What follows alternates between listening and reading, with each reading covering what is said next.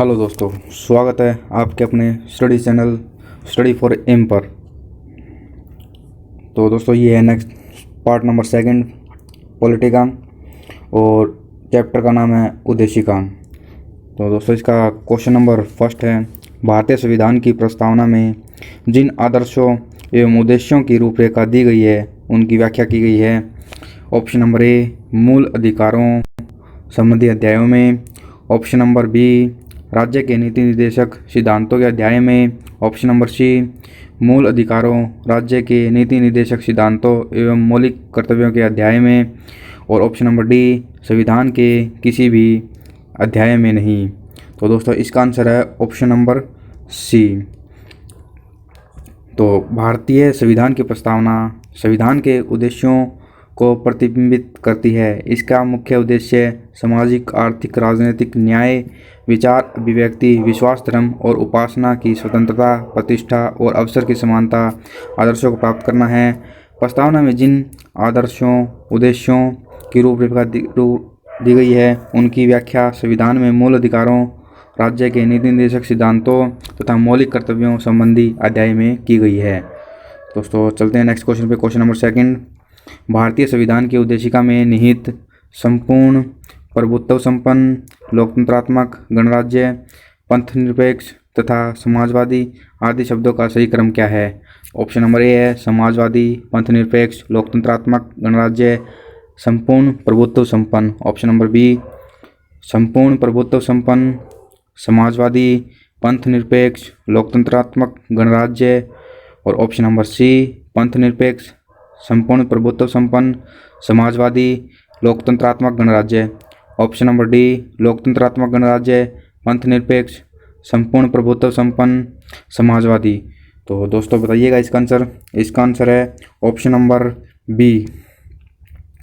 तो देखते हैं, संविधान की उद्देशिका में निहित विभिन्न शब्दों का सही क्रम निम्नलिखित है: संपूर्ण प्रभुत्व संपन्न, समाजवादी, पंथनिरपेक्ष, लोकतंत्रात्मक, गणराज्य, न्याय, स्वतंत्रता, समानता और व्यक्ति की गरिमा और राष्ट्र की अखंडता तथा बंधुता। तो चलते हैं दोस्तों क्वेश्चन नंबर थर्ड पर। भारतीय गणतंत्र की 26 जनवरी 1950 को संवैधानिक वस्तुस्थिति क्या थी जब संविधान लागू किया गया?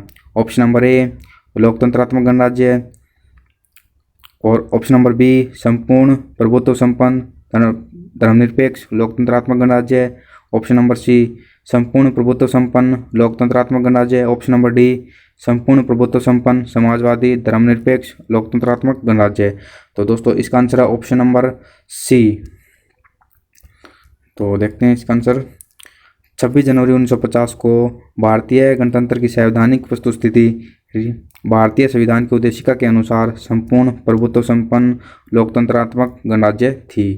तो चलते हैं दोस्तों क्वेश्चन नंबर 4 पर। हमारे संविधान में हमारे राष्ट्र का उल्लेख किस नाम से किया गया है? ऑप्शन नंबर ए भारत तथा इंडिया, ऑप्शन नंबर बी केवल Bharat, option number C Hindustan तथा इंडिया, और option number D Bharat, Hindustan तथा इंडिया। तो दोस्तों इसका आंसर क्या होगा?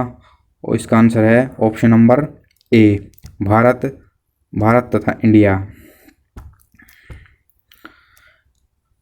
संविधान में हमारे राष्ट्र का उल्लेख दो नामों भारत तथा इंडिया के रूप में किया गया है। अनुच्छेद 1 के अनुसार भारत अर्थात इंडिया राज्यों का संघ होगा। तो चलते हैं दोस्तों क्वेश्चन नंबर 5 पर। भारतीय संघवाद को सहकारी संघवाद किसने कहा था? तो ऑप्शन नंबर ए है G Austen, option number B KC Wheare, option number C sir Ivor Jennings, और ऑप्शन नंबर डी है डी बसु। तो दोस्तों इसका आंसर है option number A G Austin. तो देखते हैं दोस्तों, जी ऑस्टिन एक अमेरिकी इतिहासकार थे। उन्होंने भारतीय संघवाद को सहकारी संघवाद कहा है। केसी व्हीयर के अनुसार भारतीय संघवाद एक अर्ध परिसंघीय संविधान है। भारतीय संविधान में उद्देशिका का विचार संयुक्त राज्य अमेरिका के संविधान से तथा इसकी भाषा ऑस्ट्रेलिया के संविधान से ली गई है। तो नेक्स्ट क्वेश्चन है क्वेश्चन नंबर 6।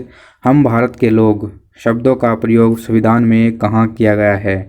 तो ऑप्शन नंबर ए है राज्य के नीति निर्देशक तत्व, ऑप्शन नंबर बी मौलिक अधिकार, ऑप्शन नंबर सी नागरिकता और ऑप्शन नंबर डी संविधान की प्रस्तावना।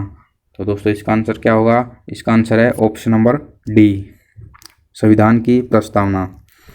भारतीय संविधान की प्रस्तावना का प्रारंभ हम भारत के लोग शब्दों से प्रारंभ होता है। इसका अर्थ है कि संविधान का मूल स्रोत भारत की जनता है तथा वही समस्त शक्तियों का केंद्र बिंदु है और वह किसी बाह्य संस्था के अधीन नहीं है। तो चलते हैं नेक्स्ट क्वेश्चन पे। नेक्स्ट क्वेश्चन हमारा क्वेश्चन नंबर 7, निम्नलिखित शब्दों में से कौन सा शब्द सन 1975 में भारतीय संविधान की प्रस्तावना में सम्मिलित नहीं था?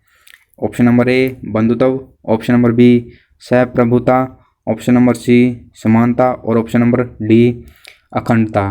तो दोस्तों इसका आंसर क्या होगा? इसका आंसर है ऑप्शन नंबर डी अखंडता।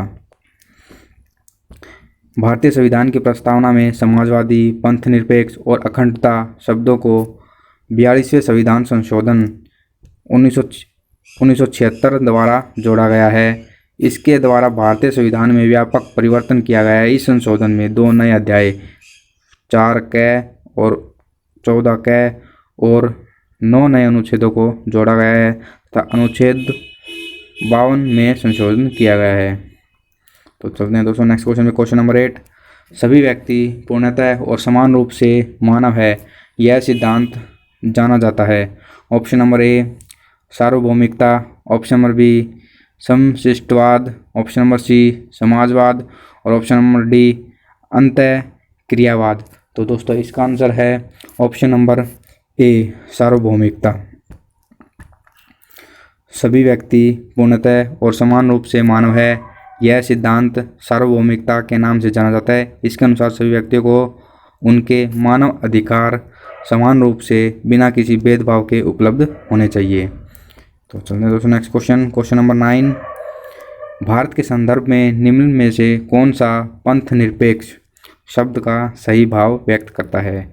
ऑप्शन नंबर ए भारत में अनेक धर्म हैं, ऑप्शन नंबर बी भारतीयों को धार्मिक स्वतंत्रता प्राप्त है, ऑप्शन नंबर सी धर्मानुपालन व्यक्ति की इच्छा पर निर्भर है और ऑप्शन नंबर डी भारत में राज्य का कोई धर्म नहीं है।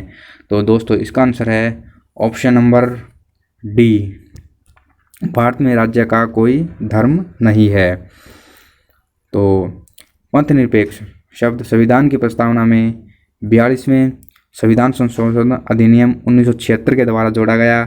पंथ निरपेक्ष राष्ट्र से तात्पर्य ऐसे राज्य से है जो किसी धर्म विशेष को राज्य के धर्म के रूप में मान्यता नहीं देता, बल्कि सभी धर्मों को तटस्थ भाव के समान संरक्षण प्रदान करता है। पंथ निरपेक्ष राज्य में धर्म व्यक्तिगत विषय माना जाता है। तो नेक्स्ट क्वेश्चन है हमारा क्वेश्चन नंबर 10, निम्नलिखित उद्देश्यों में से कौन सा एक भारत के संविधान की उद्देशिका में सन्निहित नहीं है?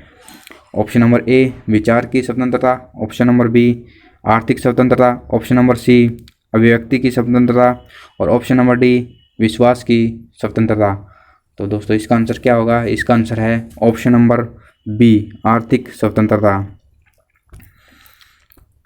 भारतीय संविधान की उद्देशिका में सभी नागरिकों को सामाजिक, आर्थिक और राजनीतिक न्याय के साथ साथ विचार, अभिव्यक्ति, विश्वास, धर्म और उपासना की स्वतंत्रता का लक्ष्य रखा गया है। भारतीय संविधान की उद्देशिका में आर्थिक स्वतंत्रता की नहीं बल्कि आर्थिक न्याय की बात की गई है। तो नेक्स्ट क्वेश्चन है दोस्तों हमारा क्वेश्चन नंबर 11, निम्नलिखित विवादों में से किसमें सर्वोच्च न्यायालय ने प्रस्तावना को भारतीय संविधान की मौलिक संरचना का अंग स्वीकार किया है? ऑप्शन नंबर ए बेरुबारी विवाद, ऑप्शन नंबर बी एके गोपालन विवाद और option number C privy purse विवाद, option number D Keshavananda Bharati विवाद। तो दोस्तों इसका आंसर क्या होगा? इसका आंसर है option number D Keshavananda Bharati विवाद। वर्ष 1960 में बेरुबारी संघ मामले में यह प्रश्न उठाया गया कि प्रस्तावना संविधान का भाग है या नहीं। तब सर्वोच्च न्यायालय ने निर्णय दिया कि प्रस्तावना संविधान का अंग नहीं है, लेकिन सर्वोच्च न्यायालय ने यह निर्णय केशवानंद भारती बनाम केरल राज्य 1973 में यह बदल दिया और कहा कि प्रस्तावना संविधान का भाग है, इसमें संशोधन हो सकता है, लेकिन संसद संविधान के मूल ढांचे का उल्लंघन किए बिना ही संशोधन कर सकती है। भारतीय जीवन बीमा निगम मामले में सभी सर्वोच्च न्यायालय ने माना कि प्रस्तावना संविधान का अंग है। तो दोस्तों नेक्स्ट क्वेश्चन हमारा क्वेश्चन नंबर 12, निम्नलिखित कथनों पर विचार कीजिए। भारत में लोकतांत्रिक राज्य व्यवस्था है। भारत एक प्रभुसत्ता संपन्न राज्य है। भारत में लोकतांत्रिक समाज है। भारत एक कल्याणकारी राज्य है। तो दोस्तों इसके ऑप्शन होंगे ऑप्शन नंबर ए केवल 1 और 2, ऑप्शन नंबर बी केवल 1, 2 और 3, ऑप्शन नंबर सी 2, 3 और 4 और ऑप्शन नंबर डी 1, 2, 3, 4। तो दोस्तों इसका आंसर क्या होगा? इसका आंसर है ऑप्शन नंबर डी 1, 2, 3 और 4। भारतीय संविधान की प्रस्तावना में भारत को एक प्रभुसत्ता संपन्न समाजवादी पंथनिरपेक्ष लोकतांत्रिक गणराज्य बनाने की परिकल्पना की गई है, जबकि भारत को एक कल्याणकारी राज्य बनाने की भावना संविधान के भाग 4 के अंतर्गत शामिल राज्य के नीति निर्देशक तत्वों में निहित है। तो थैंक यू दोस्तों, ये चैप्टर हमारा यहीं पे समाप्त होता है। जय हिंद, जय भारत।